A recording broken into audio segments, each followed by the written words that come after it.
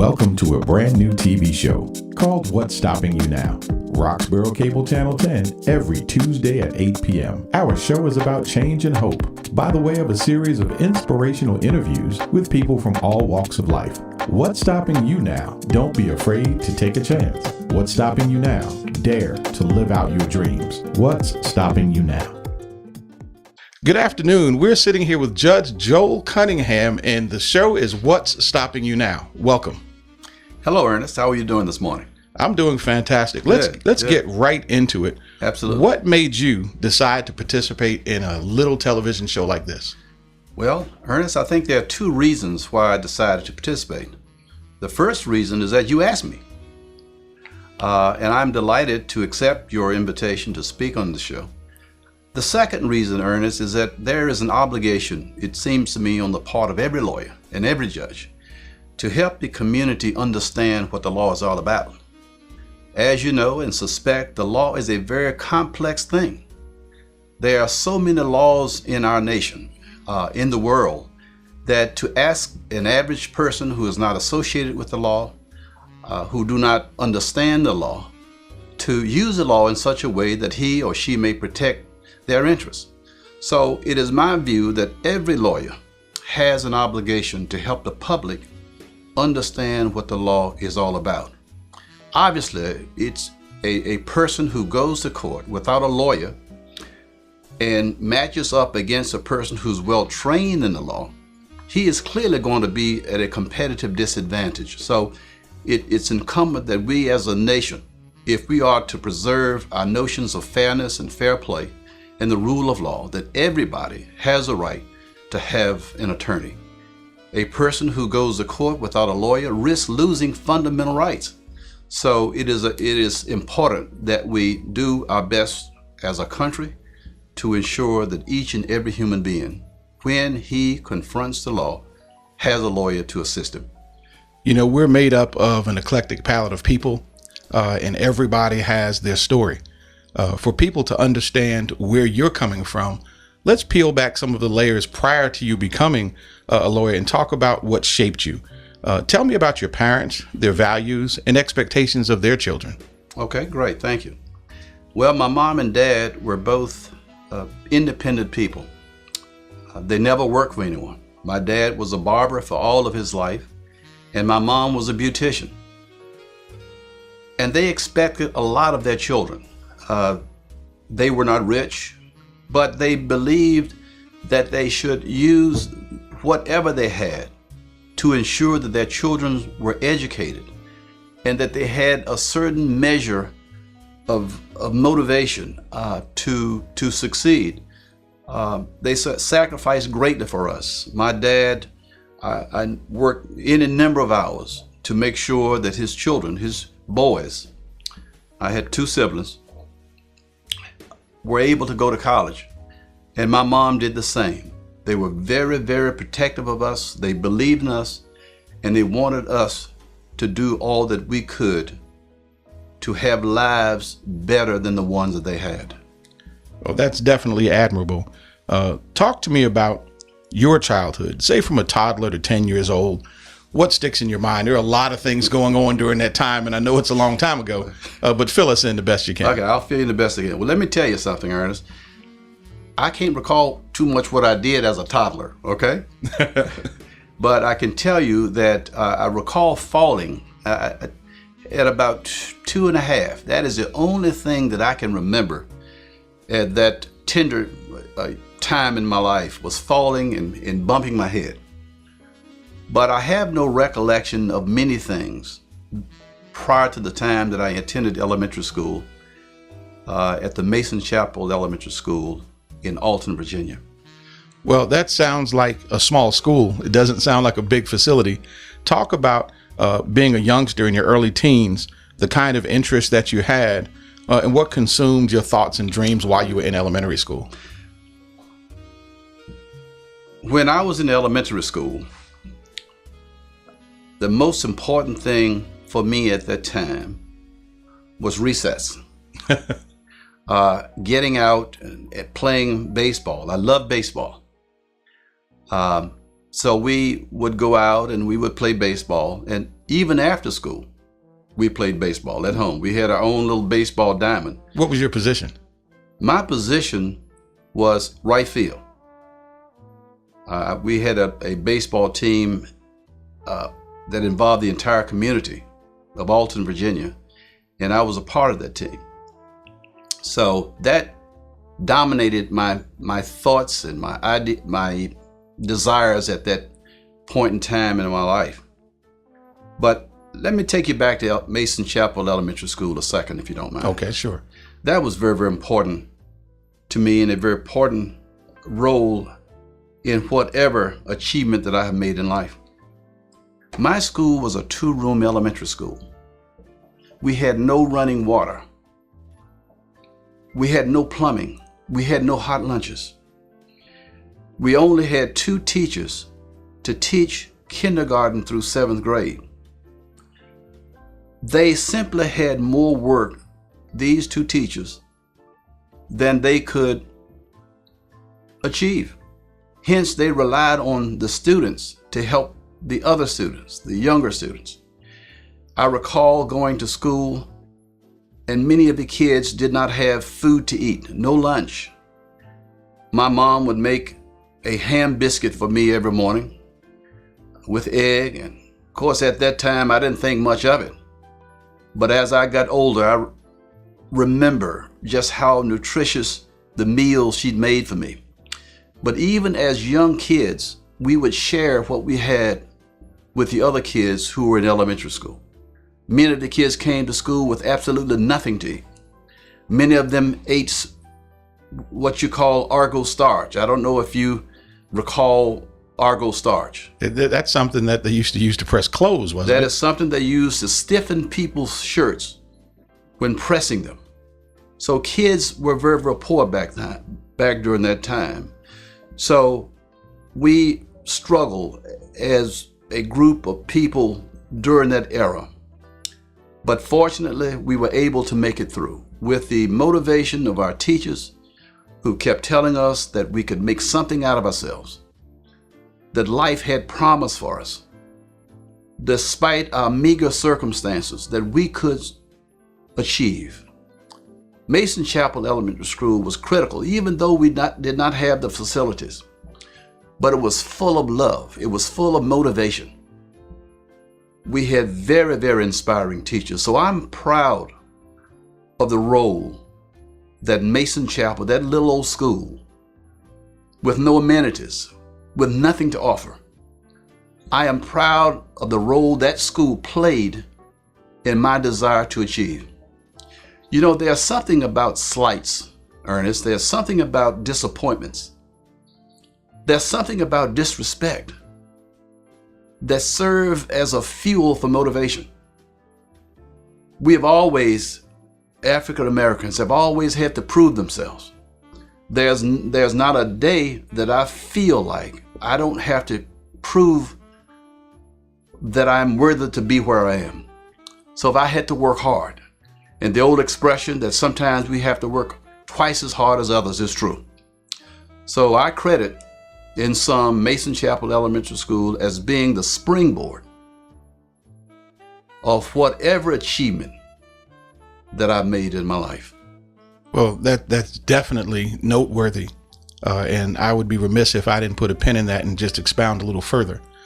The young people today are facing different challenges with social media and the microwave mentalities, fathers not being in the homes, just not really having that role model, not feeling that bond to their peer.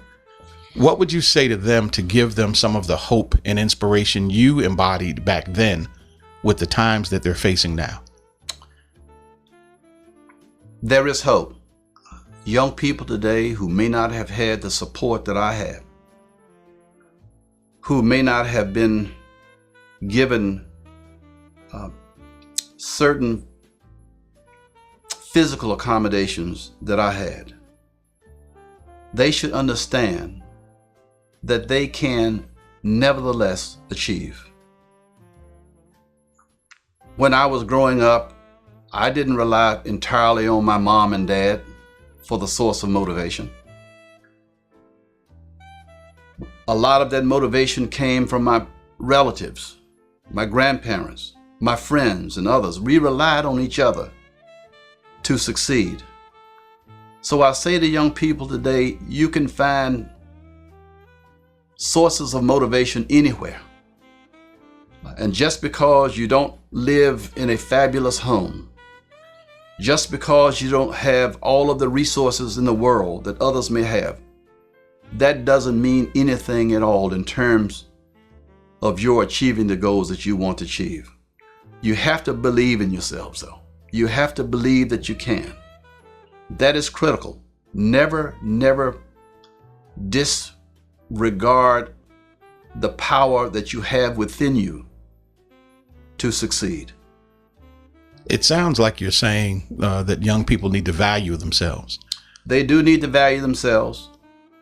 They need to believe in themselves. And they need to rely on their own self-definition of what success is. Not rely on somebody else's definition of what success is or how to achieve, but set their own goals and objectives and achieve the things that they want out of life, irrespective of what others think. That is critical. You have to define your own standards for success. You know, I talked to a young man years ago named Alonzo Coleman, and he talked about having that, what he called want to, that he wanted to be good. He would get up early in the morning and run his neighborhood prior to going to school. Right. And when practice was over, he would practice even more. Some folks see you at your station of life and think that, oh, he was just handed this. I think that Judge Cunningham just told you nothing was handed to him, but there were opportunities there. And you chose to look at the resources around you and use those. So let's talk about somebody that was influential in your life. I'm sure there were plenty, but just pick one, something that stands out. Well, I can't answer that question first without giving credit to my mom and dad. I can't answer that question without giving credit to my church, where the basic principles of morality and ethics were ingrained in me, were created indelibly in my mind at that time. That's where it all started. My mom, and I'm going to get to some other things. Take your time. Things who were important in my life. But my mom saw fit to subscribe to the Richmond Times-Dispatch, the Sunday edition. That was an expense back then. That was a tremendous expense. Mom and Dad really couldn't afford to pay the price monthly of the Richmond Times-Dispatch. I'm sure it was a sacrifice for them. But they thought it was important to have their children exposed to what was happening in the world. They didn't demand that I read the newspaper, but Mom knew I loved baseball. We've already talked about baseball. And she knew I was going to pick up that newspaper on Sunday mornings and that I would go straight to the statistics sections of baseball. And I would look to see how many additional home runs that Hank Aaron may have gotten since the last time I read the paper. What was Ted Williams' batting average? Because I thought he was a great player as well. So my two favorite baseball players were Hank Aaron and Ted Williams. But what happened was that I gradually started reading something else in the newspaper. So Mom and Dad were extremely important, Ernest, in helping me to develop a lifelong desire to learn, to understand, and to use that knowledge to help others. Another significant point in my life was when I decided to go to law school. There was an incident in my life that was critical for me in choosing law as my career. When I went to Virginia State University in 1970, I had no idea about what I wanted to be or what I wanted to do. I knew that I wanted to do something. My cousin was already at Virginia State University as an accountant. And I decided, well, I wanted to be an accountant. Well, I got there at Virginia State and decided I really didn't care for accounting too much. But what happened there is not so much that it gave me a sense of direction about my career. What happened there was the fact that I was around African American professors who were very proud people, who were very knowledgeable people, and who understood the difficulties that young folk, particularly folk in my era, had gone through and the sacrifice that parents had made to get their children to college. So Virginia State is important in my life as a source of motivation, as a place which cemented my feelings about myself that I could succeed. After Virginia State University, I worked a couple of years, came back to Halifax County, and worked as a neighborhood youth corps director for youth, a program designed to help youth. I taught consumer law, but at that point, I was becoming a bit frustrated because I didn't quite believe that I could achieve my mission to helping the poor without the law. And this idea of the law originally started when I was a second year at Virginia State University. That's when I kind of started thinking about, well, maybe law is a possibility. There was an incident involving me and my brother. We both came home from college in 1968, I believe. During this particular time, there were no McDonald's. There were no Hardee's. And we had gone out to a little party of some kind. And it was about 10 o'clock. We were heading back home. And we knew we were hungry and wanted to get something to eat. That was this restaurant in Riverdale, part of South Boston, Virginia. And I knew that it did not allow African Americans to eat there. But the Civil Rights Act of 1964 had been passed, which required that people be served in public accommodations, in travel. And so I said, well, we got the law on our side. Let's just stop anyway. So the strategy was for my brother to stay in the car and for me to go inside the restaurant, order a sandwich of some kind, come out, and we would go home to eat it. Let me make an interjection here. All right. Because there are going to be young people that are watching this that need the proper context. Okay. That's not something you should be doing at that point of a time in your life with safety in mind. When blacks weren't allowed or African Americans weren't allowed in a restaurant, you were taking a chance. Absolutely, we were taking a chance. But chances have been taken by young people over the years for change. We cannot downplay the role of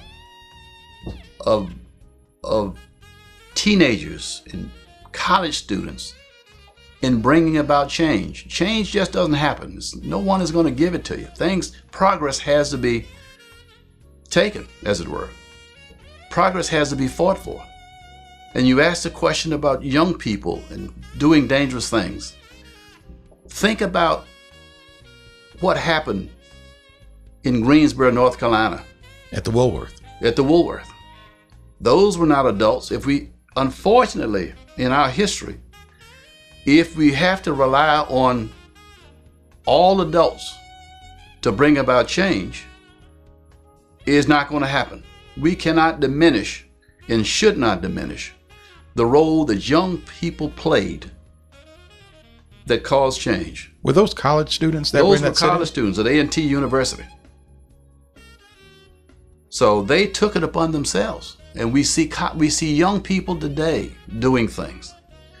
We see the Black Lives Matter movement. We see kids who are fighting against all kinds of weapons being in our society. These actions are being taken by young, idealistic people. So getting back to where I was and completing that story, if that's okay Sure, with you. sure. So I decided to go into the restaurant and I instructed my brother to stay in the car. Well, when I went into the restaurant, the owner of the restaurant pulled a gun on me and said some very disparaging terms. And if I didn't get my blank blank out of there, he would kill me on the spot. Now, when you say pull the gun, did he simply pull it and have it hanging down?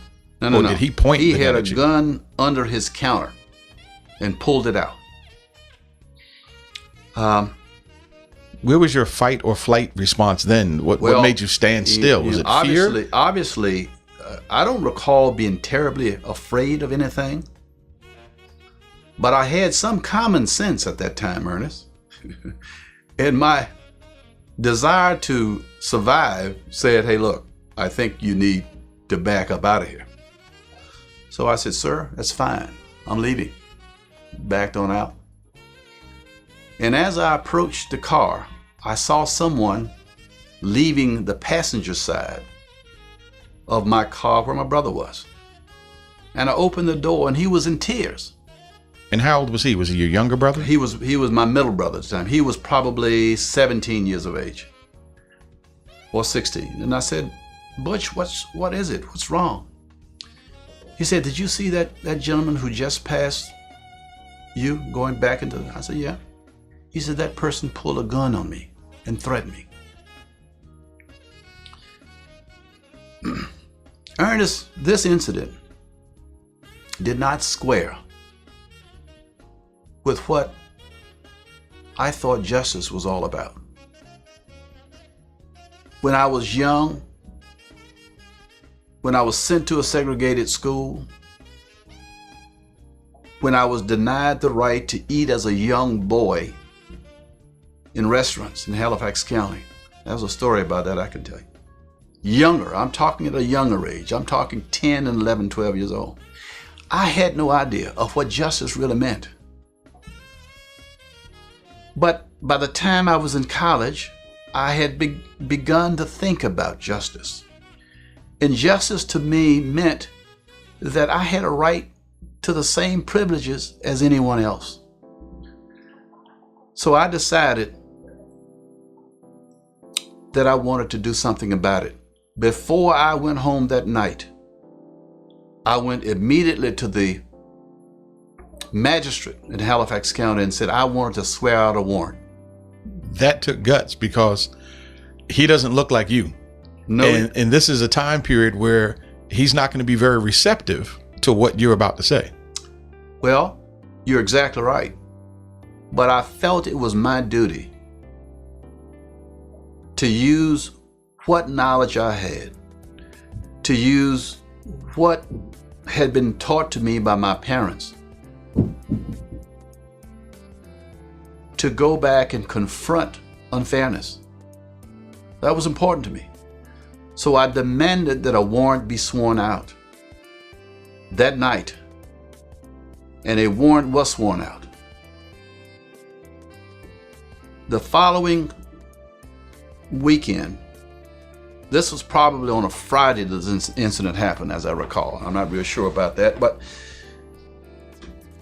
on Sunday, it was time for me to head back to Virginia State University and my brother to head back to Norfolk State. Well, Mama gets a call from the Commonwealth's attorney, a gentleman by the name of J. Willard Greer, called him Bill Greer, who is a very important person in my life. He and I later became great friends and would talk all the time, would read books together, talk about books together. Of course, at the time, I didn't know him very well. I didn't know any lawyers at that time, didn't know any judges. I knew what was right and what was not right. And so he called Mom and said, "Miss Cunningham, I heard that your sons were threatened with a weapon a few days ago. And I wonder if it would be okay with you if I spoke with them, and if you would accommodate them to my office on Monday morning." Well, Monday morning came. I explained to this young prosecutor at the time, Mr. Greer, and he said to me, "What they did to you and your brother was not right. And I'm going to do all that I can to make sure that justice prevails in this case." It sounds in that, in the context of time, that he was taking a chance, because this isn't going to be a popular decision among his peers. Well, I can't say how he thought at that time. I cannot say how he thought his peers were going to act. But it is characteristic of the type of person Bill Greer was, as I later learned. Bill didn't care about what other folk thought. He only cared about doing justice and making sure that people are treated fairly, pursuant to the rule of law. Did you have a lot of confidence at this point now that change was going to come? Well, what that experience taught me, it was in a moment when a light bulb really went off in my life. It was a moment when I said, well, I see now. I see how the law can be and should be used as a tool for justice. That's when it became clear to me that I think the law is what I want to do. You know, that's a pivotal moment in anyone's life. My sister, from being a school teacher, after 10 years decided she wanted to go into law. We all thought she was crazy, but she had a rhyme and reason. Right. With yourself, were there any other African-American attorneys that were your role models? Who made you feel, I can do this? Who could you look up to? Was there anyone, or this was a pioneering moment? It was certainly a pioneering moment for me. And as I had spoken to you before, there were not many lawyers that I knew personally at the time. I certainly didn't know any judges. And obviously at that point, there were not any African-American judges to speak of. But there was an insurance agent who worked in my mom's beauty shop at a separate office in the same building. His name was J.S. Carrington. J.S. Carrington was a person who fought vigorously for civil rights in our community. I recall as a young boy, 9 and 10 years of age, when these lawyers from Richmond would come down and talk with him about some of the events that were going on at this time in the history of our country. I recall them coming down and talking about public schools, disparate treatment in schools, people like Jerry Williams out of Danville, Ruth Harvest Charity from Danville, Sam Tucker from the law firm of Hill, Tucker and Marsh,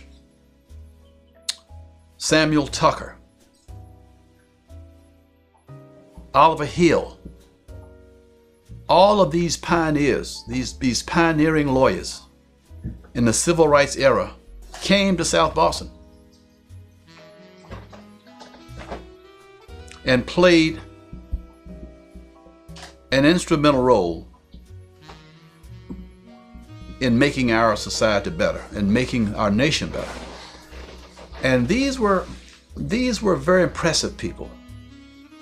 And so as I reflected on the time that the light came on for me, and when I decided what I really wanted to do, of course I thought about these pioneering people who were very, very important in our nation. So I'm confident that I look to them as also sources of inspiration. Well, let's lighten it up a little and shift gears. You're making all of these decisions that are going to propel you into the career of law and to be able to effectualize change in a very meaningful way in people's lives. But you're still married and you still have a couple of kids. What was family life like when you were making those sacrifices? People talk about obstacles and overcoming them. What's going on at home? I had 4 kids, 3 biological kids, and a young lady whom I considered to be my daughter. We raised from the time that she was 6 years old. So I had a family who needed to be taken care of. I had a family who didn't want to miss any meals. I regret that I could not have spent more time with them when I was trying to get my law practice going, trying to make money. I had to use a lot of time developing business and getting the work done. But when I had some time, I believe I used that wisely with my children. It's a struggle, Ernest, to start your own business. When I was in the Commonwealth Attorney's office, my first position here was assistant Commonwealth Attorney. Didn't know that. Yeah, that was my first job. My second job here in Halifax County was as the managing director of a legal services program. Both of these positions required a substantial amount of time. I entered private practice, I would think, in the year of 85, thereabouts. Back during this time, young African American lawyers were not given many opportunities in major law firms. So we had to do it ourselves. We had to struggle, get the business, and get the work done. And that took an inordinate amount of my time. But I was very, very fortunate in that I was able to get a decent practice established. Didn't happen right away. It took a couple of years to really get it going, where I was in a position where I could take care of my family and pay my bills. Let me get you to put a pin in that, because I want to make sure that we continue to inspire young persons. Okay. If you're listening, young people, he's right at the cusp of starting a business and growing, but still feeling growing pains at home. Talk about how you would maybe spend some nights up and say, you know what, can I do this? Do I have to do this? When you look at the kids, give them some hope and inspiration for the obstacles they may face that are similar. Right. First of all, you cannot give up. You can't quit. Anything in life that is worth having is worth working hard for. Yes, there were many dark days. There were many times that I questioned whether the decision I made to enter private practice was a good one. I recall when I left legal aid, was about to leave legal aid, if this was a wise thing for me to do. It scared me to death. I knew it was all on my shoulders. Although my wife was working at the time, we needed both incomes to sustain ourselves and to give our children the basics needed to survive and to be educated. So I recall one night coming home to my wife and said, "Honey, I'm really anxious about this move in my life." And I'll never forget what she said. She said, "This is something you've always wanted to do. How can you give up now? You can't give up." So it sounds almost to me that spiritual and church foundation where your wife is your helpmeet. She's, beside you, not behind you. When you share the same values and you're equally yoked, Right. I think it's easy to agree.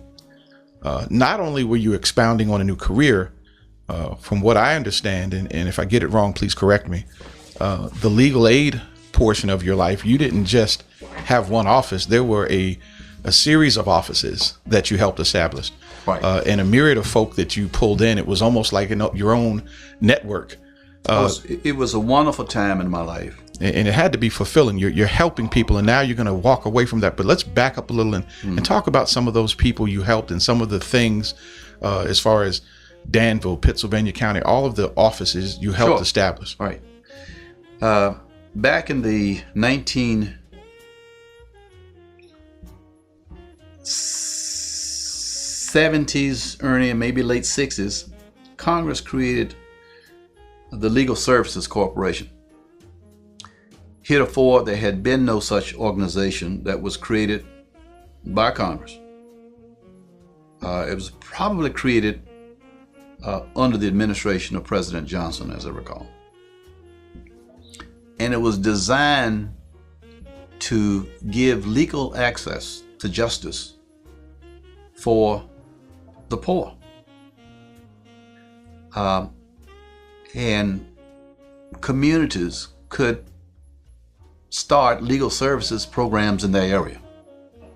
I, along with some other individuals in Virginia, decided to start a legal services program in Southside Virginia, Southern Virginia. We traveled to Danville, we traveled to Lynchburg, Virginia, we traveled to Emporia, we traveled as far as Suffolk. We had offices in all of these places. And this isn't luxury travel with a bunch of per diem No. and fancy hotels. No. This was free travel. This was free travel. We traveled and spoke with the communities, with individuals in these communities, with the lawyers, the entire community, to explain what legal services all about, what it was all about, and to dispel any fears or ideas that they may have perceived. I'm sure you were met with some skepticism. Of course we did. Local communities, particularly some of the lawyers, felt that we were threatening and that we would take away some of the legal work. But we explained to them that the work that we were going to do was work that they wouldn't want to handle anyway. And they probably wouldn't be getting it paid for from the folk that didn't have the resources to pay. That's right. These are poor people. We're talking about poor people who couldn't afford lawyers.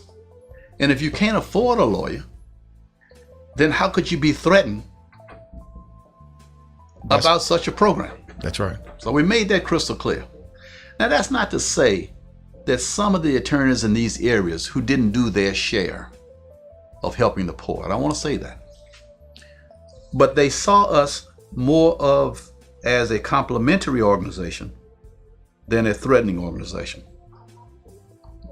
As I said, we did things such as landlord and tenant, helping people get public benefits, consumer fraud type cases. I understand that there were some vehicle situations that you helped folk with. where people were getting charged. Oh, absolutely. The churning. Right. We would. My first consumer lawsuit was a case in which auto dealers were selling cars and the cars weren't valued much in the first place, and in many instances had a lot of problems, who were selling them these cars on credit, collect a few payments, knowing full well that the consumer purchaser, the poor person, will probably not be able to pay for it, repossess that car and sell it over again. Wow. So these are the types of things that we focus on. We focus on people who were treated unfairly in school, who were disciplined without due process of law. Special education, people who were eligible to have special programs specifically designed for them. The IEPs. The IEPs, who were not getting these programs specifically designed for them. So we brought lawsuits in those areas. So legal aid and legal services gave me more gratification as a private lawyer than any case that I've ever handled in my own private practice. You know, it sounds from the outside looking in, and again, correct me if I'm wrong, it'd be easy to see and say that you paid your dues. You helped a lot of folk. You stayed principled from the reasons that I've heard you wanting to be an attorney. You followed that through all the way through legal aid. And to be able to say, well, now I want to go to the next step. It's not as if you just walked away. You did the work. And now it's the next thing that's happening, and you can actually effectualize change in a more concrete way. Right. And help your family at the same time. Absolutely. So that had to be rewarding. It's almost like you talk about sports. You did your batting practice. Well, you're exactly right. I would have continued in that line of work, Ernest, frankly. But late administrations, presidential administrations, Budget cuts, didn't view legal services as a priority. And I had to face the reality that I could not survive year to year knowing whether or not there would be a budget for me. Right. You have a family that's depending on you. I had a family that was dependent on me. So this propelled me into private practice. Let's talk about moving into that private practice and what the family, your family, is thinking about now. Here's another step, another venture. And they're saying, well, golly, he started out here and he took us here and now he's going here. What's this going to be like? What would a kid say? Well, the kids weren't thinking too much at all about it. You know how kids are. They think that things are going to happen and that they're going to have a place to stay and food is going to be placed on the table. Magic. Yeah, it just magically gets there and they don't have to worry about it. And I guess it's good. That's good for kids to think that way. We don't want them to worry. Okay. My kids never worried. And my wife never doubted our ability to take care of the family. I just have to say that she is just such an important person in my life. In a few weeks, we will have been married 50 years. Wow. So this is a very special time for us. But, if you believe in yourself, as we did, in ourselves, as we did, we felt like there was nothing we couldn't overcome. Sitting here listening to you and talking with you, it sounds as if obstacles to you are no more than a Rubik's Cube that needs to be figured out. I view obstacles as opportunities. I view slights, of all the slights that I've gotten in my life, and there have been many. Time just doesn't allow me to tell you the slights in all phases of my life. The disappointments, the people who doubted me, the institutions who doubted me. I viewed all of those as opportunities to prove, notwithstanding what you said, notwithstanding the doubt that you harbored about me, I'm going to prove to you that I can overcome overcome anything that you put before me. I think that the cornerstone for some of your confidence probably came from right field. That's a long way away from home plate. Came from right field, came from mom and dad. It came from my family. It came from people who continued to inculcate in my mind, boy, you can achieve. All right, so let's talk about, now you've got a law practice. You're no longer in legal aid, and things are probably going a little better. The challenges are bigger. Right. The time constraints are now back on you again because every decision is really pivotal. Where in the world did you find the time to think about, you know what, this is good, but I now want to be a judge? How did that happen? Ernest, let me say to you, when I first came back to Halifax County,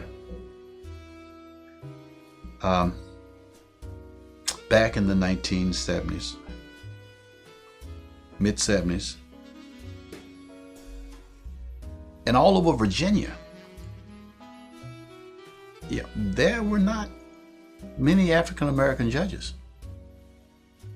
We probably, as a state, Had about 2 or 3, correct? well, among the first judges in Virginia was a gentleman who was a judge here, Irvin D. Sugg. But he was among the early pioneer judges in Virginia. So since the time that we became a nation, when the Constitution was ratified in 1787, 1789, since the time that the House of Burgesses was established in Williamsburg, Virginia, over 400 years ago, for most of that time period, there were no African American judges. So for me, as a young lawyer coming back to Halifax County to practice law, I had no aspiration to be a judge. So at that point, it was, can I get some clients in the door? I want to get my law practice going. I forgot about being a judge. I didn't think it was a thing that could happen realistically for me. So that never was a major objective of mine. I recall sitting at this desk right here. We're in my son's office right now. But I recall sitting at this desk in 1997. My son had just graduated from North Carolina Central University. It's on a Wednesday, sitting right here. Wow. And he and I, he was waiting for the bar results, the Virginia bar results. And we were talking about what kind of practice we were going to have, because we were going to practice together. My secretary comes into the office where we were and said, "Joel, you have a telephone call from Senator Louise Lucas and Delegate Ted Bennett, and they're calling from the General Assembly in Richmond." Were you expecting a call? Absolutely not. I had no idea what they were. As a matter of fact, I got real nervous. I said, what's wrong? What's going on? What have I done wrong? Right. And so there was a conference call. And they said to me, "Joel, what are you doing?" And I said, "Well, Senator Lucas, Delegate Bennett, I'm at my office talking with my son and trying to get some work done. It's a work day for me. Do you think you can come to Richmond?" Well, I said, "Well, sure, I can come to Richmond. What am I coming to Richmond for?" They said, "Well, we want you to be considered for this judgeship that's available in Halifax County, Southern Virginia, in the 10th Circuit." So I said, "Delegate Bennett, I didn't ask for this." "Yeah, I understand that. Don't worry about it. Just come on down." I didn't have a lot of time to think about it. This was around 9 o'clock. And the hearing, the committee wanted me to appear before them by 12 noon. So this was a butterfly in the stomach moment. This was a whirlwind of an event. I had to stop what I was doing and to drive to Richmond right then and there. And so on the way down, my son and I talked about it, and I said, son, you and I had planned to practice law together. He said, well, Dad, look, I go down and talk with him. We still can practice law, but don't upset him. At least go down, go through the motions. And on the way down, we rehearsed questions that they would probably ask me. Wow. You know, and so I appeared before the committee, and after my appearance, Senator Lucas and Delegate Bennett came out into the hallway where I was leaving the committee room and said, hey, you did a wonderful job. Absolutely, you blew them away. It's your job. That moment is your job. They said they really like your answers, and they want to offer the judgeship to you. And so, how long did it take you to call your wife? Well, actually, I didn't call her. We turned around and came immediately back home. So my son and I talked about the propriety of accepting the position. You know, whether it was something that was good for me. And frankly, I relied on his judgment more than mine. Really? Absolutely. It's from what I understand, once you become a judge, your personal life changes.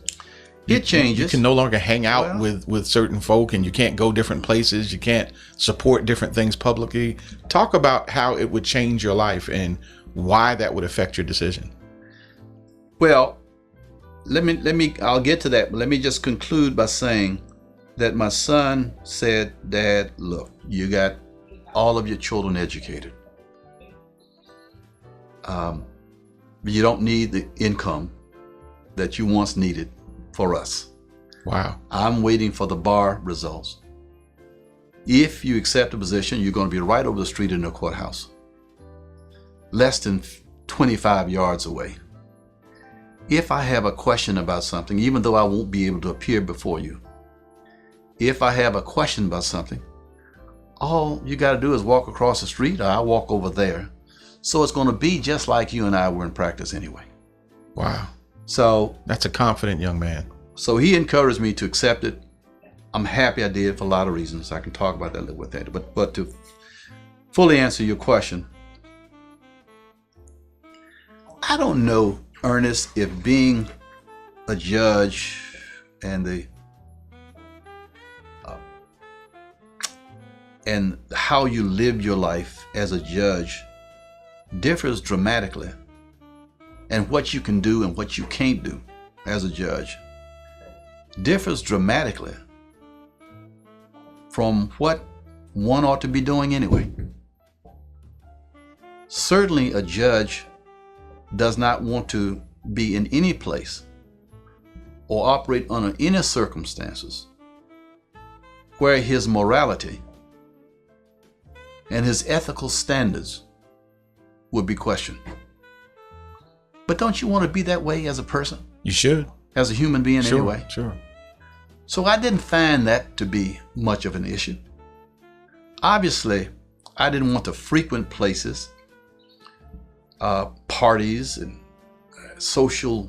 big social gatherings where, there may be some trouble or some difficulty of some kind, certainly. But I didn't feel too much pressure to stay away from my friends, my family, of course, my church, in other places designed in other situations that are created to make our community is a better place. So I still kept my hands and feet, as it were, in doing and attending and frequenting some of those activities. So it sounds as if the foundational elements of your life, they were already in place. So the only thing that changed was your job. That's right. People that knew you, they respected you for who you were and knew what you would and wouldn't do. Right. I like to think so. So you really didn't have to change much. That's right. That's real fortunate. That's right. Now, the biggest prohibition, the main prohibition, prescribing certain things a judge cannot do. I cannot be involved in politics. Judges can't go to political events, can't endorse a political candidate. We can't be in organizations where our primary responsibility is to raise money. There was even I recall at a judge meeting, conference one time where we debated whether or not judges could even take up an offering in church. Wow. I'm sure that was spirited. That was spirited. Let's talk about your son being attorney and now you being a judge. Were you a helicopter dad where you kind of wanted to reach back in and see what he's doing and make sure everything was working right? Or did you kind of let him fly on his own? Well, when my son was in law school, all right, the 3 years, he was at North Carolina Central University. He would come home frequently. I would talk with him about the law frequently. He would attend court hearings with me. I would explain to him the things that I did, what was important about the law, what important characteristics and qualities that every lawyer should possess. So it's not like he started cold. That is the benefit of having a relative who has had some training and experience in the law and who can guide a son or a daughter or a friend in developing his or her own practice. So we spent quality time together, even during the period of time that he was in law school. All right, let's lighten it up a little. You've got several children. If they were to describe you today, you're approaching your 50th year of marriage, in just one or two sentences from each one of their perspectives, what would they say about you? I think they would love me, first of all. Let me just say that. Okay? I think that they would say I had a dad who was there for me, who provided for me, and who set the example that every dad should set. I think they would say that. I think they probably would say I was too tough on them coming up, that I demanded much of them, that when report card time came around, everybody was nervous. Stiffened backs. Pardon? Stiffened backs. But they will say, I believe that they would say that all of the things that I and their moms did were all designed to make them better human beings. And I think that's the role of every parent, is to make your child a good person. I have my own notions about what success means. And I don't think success can be defined by someone else. It has to be defined by the individual. That's right. We cannot let even our parents tell us what it means to be successful. We can rely on our parents to tell us perhaps what the ingredients of success may entail. But everybody has to set his own mission and define his own mission about what life is and what role he wants to play in life. When we talk about success in life, we're in some really troubling times here in 2019. There are so many different things available to people to take their focus off of their goal. Mm-hmm. I understand that drugs and alcohol are just ripping our country apart. And that you were instrumental in helping out and volunteering in a drug court. Let's talk about drugs and how it affects the community, and how you feel when you're in the courtroom and you have to deal with something that involves a drug case. Thank you very much, Ernest. Very important to me. When I was a prosecutor in the 1970s, as I indicated, was my first position, I can recall on one hand the number of cases that involved drugs. Wow. I recall some marijuana cases, possession cases. I recall a few bootlegging cases that I prosecuted. But I never prosecuted a case involving heroin or Oxycontin or opioids. When young people come into court today to be advised of their right to counsel,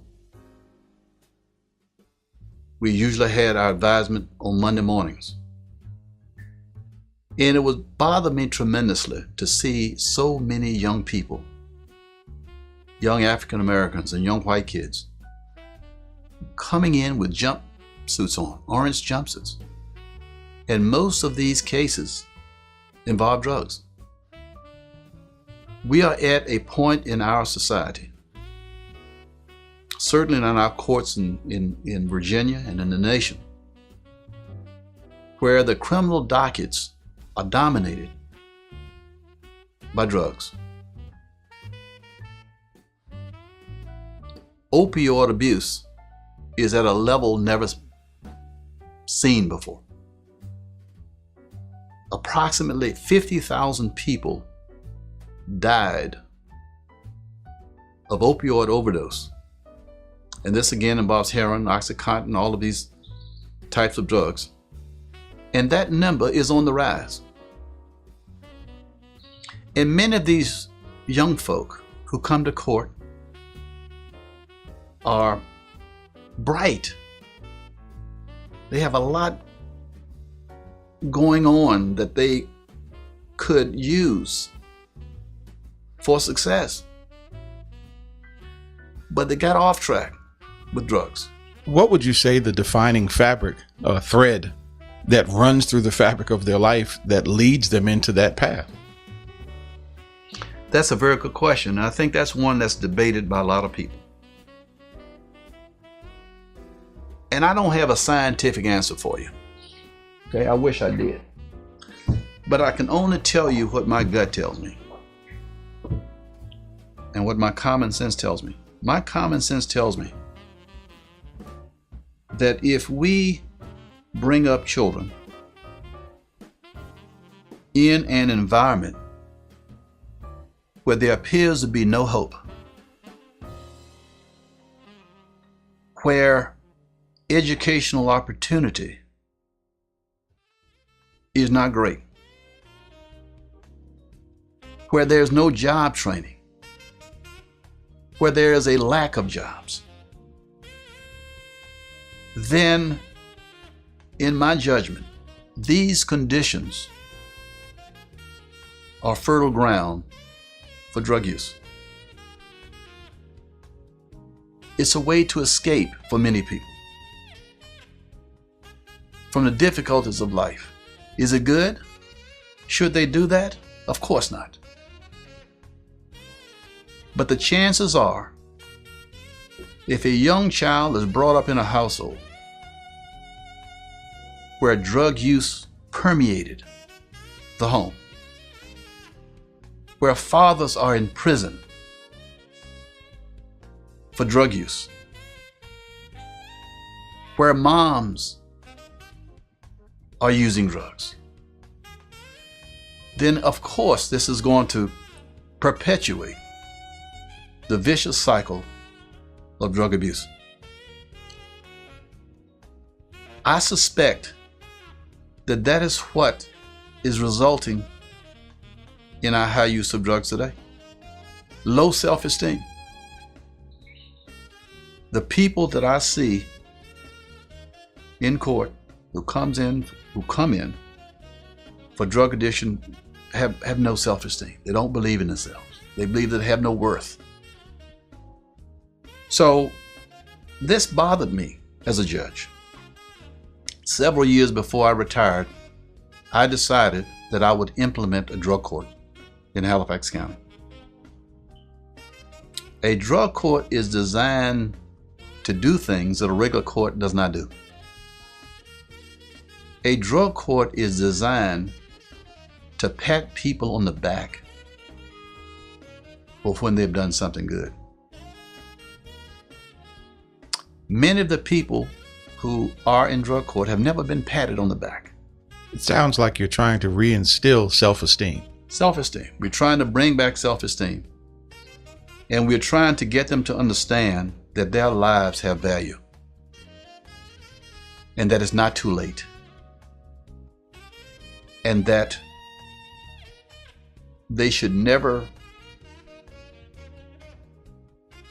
get away from the idea that they can make something out of their lives. One of the techniques that I use sometimes, even as a retired judge, I've gotten permission to continue with the drug court, being the drug court judge, so I still do that. One of the things that I do, as I'm trying to find a piece of paper, one of the things that I do from time to time as a drug court judge, in explaining value to people, I will reach in my wallet and pull out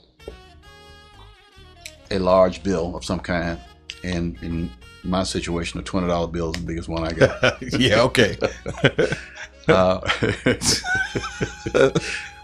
And I will take that $20 bill out, crush it up, and throw it on the floor. And what I say to them, your life has been crushed, but if we can unfold it, and you can take that $20 bill to the bank, and you can spend it just as if it had never been crushed. To dramatize that you can recover from where you are. So I am very happy about our drug court program. I think we have had much success with it. It sounds like you're telling the young people that, you're still the cake. Even though you're crushed, all those crumbs are still cake. If you decide, all the ingredients you need are still there to bring yourself back up. Absolutely, absolutely. And it almost sounds as if in your retirement or semi-retirement, you've circled back to the legal aid piece of helping people again. Never got away from the legal aid piece. Never got away. Even as a judge, I never got away from the legal aid piece. And that doesn't mean that I broke the law or I did anything that was not right. But I brought a certain level of understanding to justice. I brought a background of knowing why people do things that they do. I have lived on the ground floor, and I've seen people who've been on the ground or close to the ground. And that's what we want in a judge. We don't want judges who are not going to follow the law, but we want judges who understand and fashion punishment with a level of understanding that make people better. So even while sentencing, I encourage people to change their lives and that they can still be somebody. Over your decades of being an attorney and a judge, are there any success stories, without mentioning any names? Have you seen someone in court and then years later to find that, they changed their path and they're doing great things? Is there anything you could say in that realm? Sure. I can't count the number of times people come up to me and say, Judge, I really appreciate what you said to me. Or I appreciate what you said to my child. I know you had to do your job. But you did your job in such a way as you didn't destroy me. You left them with their dignity. You have to. We always respect people. We may not respect what they did, but we never lose our respect for human beings. Is that difficult? It may be difficult for some folk, Ernest, but it's not difficult for me. It's not. Because I've been around all kinds of people. And I'm a human being myself. I wish I could tell you that every itty bitty aspect of my life has been perfect, but I can't tell you that. And no human being has been. So we have to understand that there's a certain element of human frailty within all of us. But we have to learn from our mistakes. And we have to understand why people do certain things. It sounds like you're really grounded and have kept an open perspective in all the things you've had to see, all the decisions you've had to make. Again, we said semi-retirement because you still haven't walked away. But what types of things are on the horizon for you? I know you love your grandchildren. They're doing a lot of things out there. They're changing and growing. Talk about what life is like now for you. That's a great question. Frankly, I have the type of personality that doesn't lend itself to kind of just sitting at home and fading away. I suspect I am going to be at bat, on deck, for as long as I live. Ready to go. Ready to go. Do you get on the links at all? Do you play a little golf? I love golf. Do you travel? Are you any good? Let's talk about that. No, I've been playing this game of golf for a long time, and it can't be mastered. And it's but golf has been very instructive to me. I understand your son, your grandson all play. Grandson is a great. You guys ever hit the links together? Of course we do, and that is the greatest joy I have as a granddad and as a dad. I mean, being on a golf course with my grandson and my son and me playing golf. I mean, that is more than any human being could ask for. So we've had those times, and I've treasured them. We'll always treasure them. But I like to play. I'm having some back issues right now, and so I've slowed down a bit until I can get back to where I want to be. But I truly love the game. But I was just saying, golf is a game. First of all, you can't master it, but it's a game that requires that the past stay in the past. So a lot of the things, the principles that apply in golf also apply in life. Okay? We can't worry about what happened 10 years ago or yesterday. We can only worry about how we can do things now and how to live our lives in the present moment, doing the best that we can according to what our plan was. That's a perfect segue into where we're getting close to ending the interview. That young man or woman that has a felony, that young man or woman that is strung out on drugs and trying to make their way back, that spousal abuser. What do you say to them to give them hope?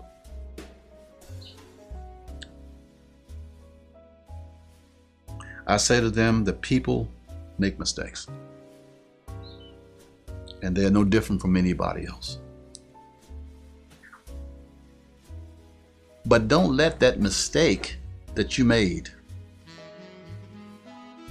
influence the ensuing things that you want to do in life. Okay? As far as I am concerned, a mistake or poor judgment are not mistakes and are not episodes, for lack of a better word, of poor judgment, unless those past episodes of poor judgment and mistake influence your ensuing life. Do you get my point? Absolutely. Absolutely. That's when they become a problem for you. That's when they have hurt you. If you let a past mistake continue to hurt you in the present, then that past mistake was a mistake. Forget about it. There's nothing you can do about it now. But live for the moment. Live your life in such a way as you never made a mistake in your life. Lastly, I'd like you to look directly into this camera and thank your wife. Talk to her. Tell her what you're most proud of and some sweet things that she can remember you by. It just so happens this morning when I got up this morning, getting ready to come down for this interview with you, I always get a coffee in the morning. So I made the coffee, and as I presented the coffee to her, I said, "Honey, I am so proud of you, and I'm so thankful that God brought you my way, and that I cannot imagine living a life without you, and I cannot imagine not experiencing the pride of parenthood and the children and grandchildren that you're responsible for." So I thank her continually for sticking with me through all the difficulties that we experience as husband and wife, through all the trials and tribulations, through all the disappointments. We never gave up. We were always there together. There is no mountain that is so high that we can't scale. Sure, there may be difficulties along the way. There may be those who tell us that you're wasting your time. All kinds of naysayers. But believe in your self-worth. No one is going to give you anything at all. That is a lesson that I learned very early in my life. There are no gifts in life. If there's something that you want in life, you have to get it. And you have to use your imagination to get it. I don't like using the phrase thinking outside of the box because it's used too often. But use your God-given mind to come up with ideas that will help you achieve your mission in life, whatever your mission is. There are ideas and there are things that you can do to achieve it. Believe in yourself. What's stopping you now? Roxborough Cable Channel 10 every Tuesday at 8 p.m. Our show is about change and hope by the way of a series of inspirational interviews with people from all walks of life. What's stopping you now? Don't be afraid to take a chance. What's stopping you now? Dare to live out your dreams. What's stopping you now?